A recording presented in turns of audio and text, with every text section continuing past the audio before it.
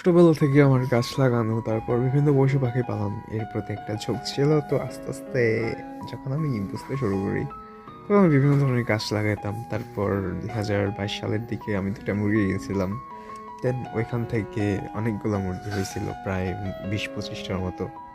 আর তারপর 2024-এর শেষের দিকে যখন অনেকগুলো মুরগি ছিল, রোজ ওরা ডিম পাড়তো, 10-12টা করে আমি ডিম পাইতাম ওখান থেকে। তো একদিন আগুন লেগে গেছিল আমার মুরগির ঘরে, তারপর অনেকগুলো মুরগি মারা গেছে সেখানে। তারপরে হয়েছে দুইটা মুরগি ছিল। তো এই দুইটা মুরগি পালার পর আমার এই কটা বাচ্চা হয়েছে, এখন একটা বড় মোরগ, তারপরে ওই যে একটা বড় মুরগি দেখা যাইতেছে, আর দুইটা মুরগি আমি উমে দিছি ডিম দিয়ে। আর এখানে হয়েছে আমার মুরগিগুলাকে আমি হয়েছে কেকের ক্রিম খাওয়াইতেছিলাম। তো আজকে কেক বানাতে গিয়ে হয়েছে ক্রিম বেশি হয়েছিল।